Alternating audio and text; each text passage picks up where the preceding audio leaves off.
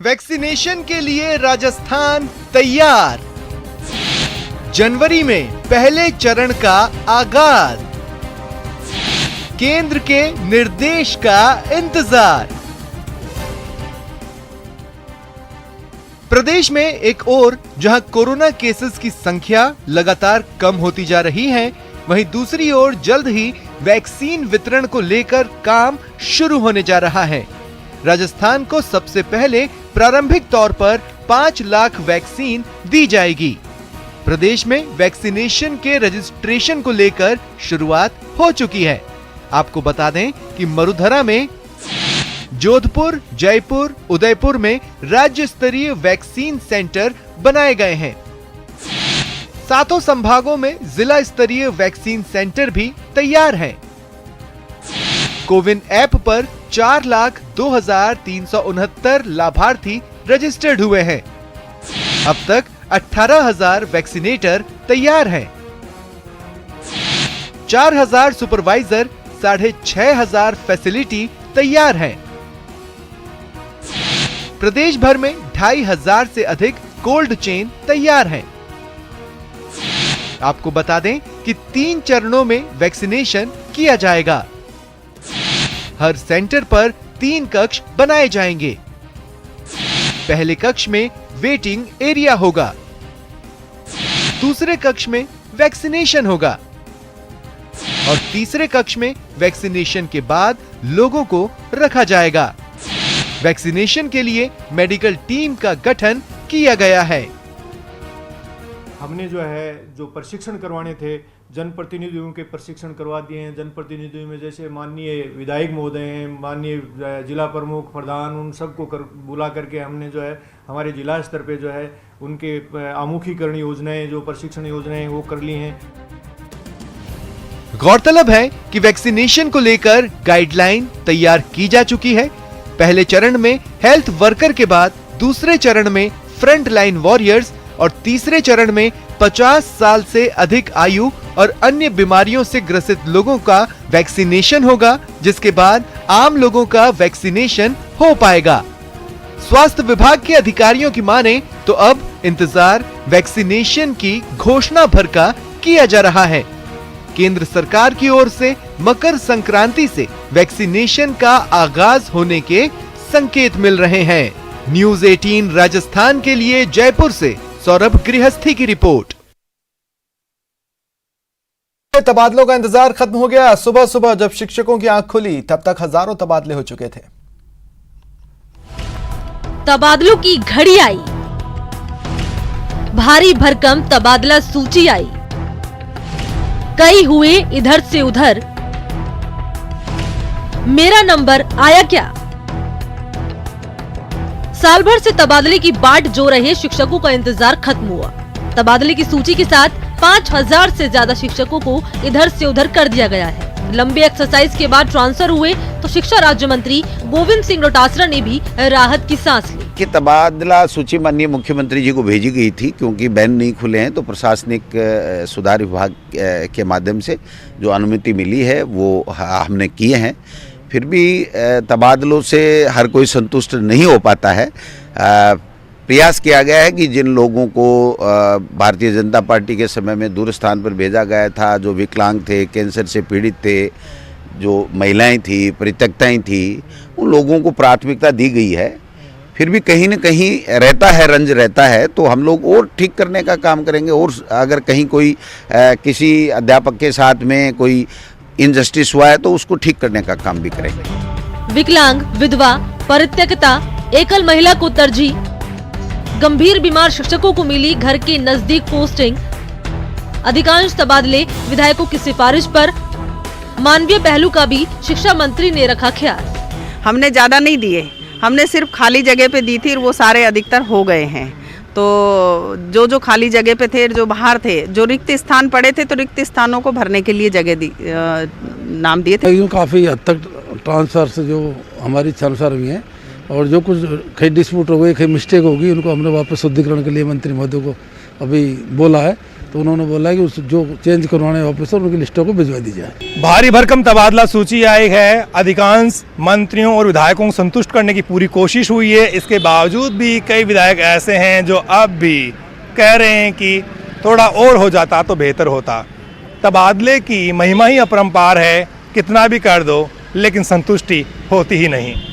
Camera person Devendra के साथ Babulal धायल, news 18 Jaipur. और वक्त एक ब्रेक का है, जल्द हाजिर होते हैं। ब्रेक के बाद स्वागत है आप सभी का। बात करते हैं एसीबी के एक्शन की। बेईमानों पर शहर शहर एसीबी का डंडा चला है। ईमान बेचने वाली खाकी ट्रैप।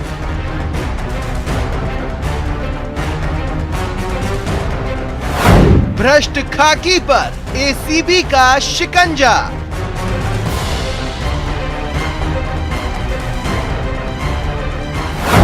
एसीबी इन एक्शन, नहीं बचेंगे भ्रष्टाचारी।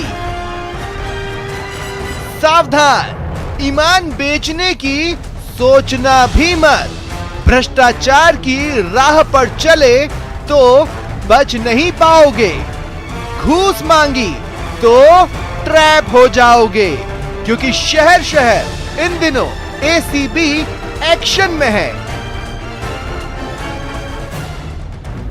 जयपुर की भ्रष्टाचार निरोधक ब्यूरो की टीम ने अलवर ग्रामीण पुलिस उपाधीक्षक सपात खान और एक कांस्टेबल असलम खान को रंगे हाथों गिरफ्तार किया, 3 लाख की रिश्वत लेते हुए।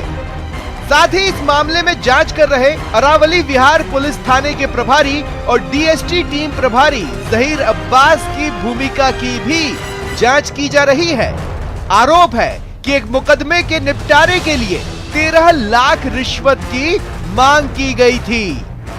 आज अलवर में अलवर ग्रामीण के डीवाईएसपी श्री सपात खान को एसीबी की सेंट्रल यूनिट ने 3 लाख रुपए की रिश्वत लेते हुए अपने ड्राइवर के साथ गिरफ्तार किया है। SIW की टीम ने यहाँ भेज के सत्यापन कराया और 3 लाख रुपए रिश्वत लेने में सपात खान जो सीओ अलवर ग्रामीण है उनको और असलम जो ड्राइवर है उनको रंगे हाथों पकड़ लिया। उनके घर पर जो कार्रवाई हो चुकी है। अब आगे का अनुसंधान जारी है कि जो अनुसंधान अधिकारी हैं जहीर अब्बास पुलिस निरीक्षक, उनकी उसमें क्या भूमिका है, उसका अनुसंधान अभी किया जा रहा है। हमारा पूरा परिवार नाजायज इन्होंने नाजायज फाइलों में लिख रखा है।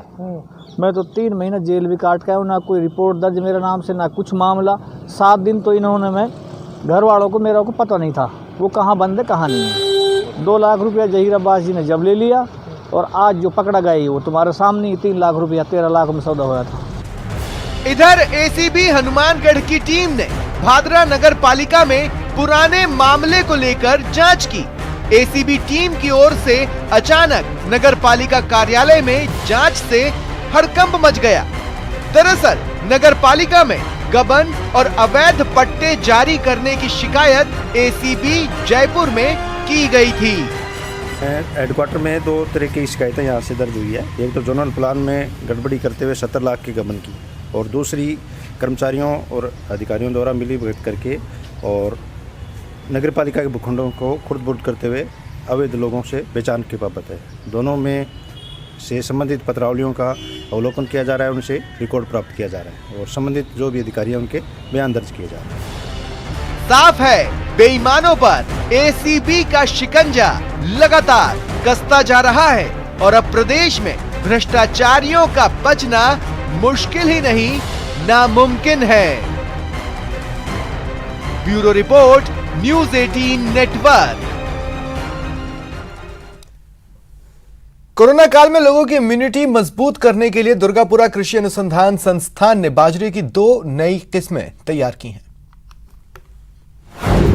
बाजरा भी बढ़ाएगा इम्यूनिटी पावर। एनीमिया और खून की कमी से लड़ेगा बाजरा। बाजरा के सेवन से सुधरेगी सेहत। इम्यूनिटी बूस्ट करेगी बाजरे की नई किस्में।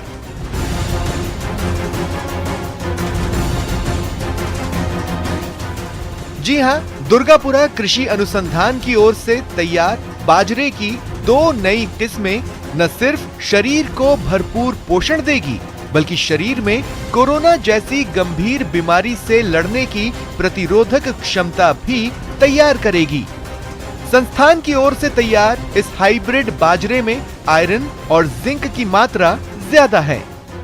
नई किस्म के बाजरे में 80 से 90 ppm आयरन की मात्रा, 40 से 50 ppm जिंक की मात्रा, जो खून की कमी और एनीमिया जैसी बीमारी से लड़ेगी और गर्भवती महिलाओं के साथ बच्चों के शारीरिक विकास में मदद करने के साथ ही सेवन करने वाले लोगों का इम्यून सिस्टम भी मजबूत करेगी। इसमें न्यूट्रिशनल जो क्वालिटी है, आयरन और जिंक की मात्रा इसमें अधिक पाई जाती है दोनों किस्मों में। इसमें आयरन की मात्रा 80 से 90 ppm और जिंक की मात्रा 40 से 50 ppm पाई जाती है। तो ये दोनों जो कंटेंट हैं वो इस तरीके से है कि गर्भवती महिलाएं हैं या जिनमें आयरन की कमी होती है, इसको हम कहते हैं कि जो हमारी वैरायटी थी उसमें हमने और उसकी वैल्यू एडिशन करके दिया है।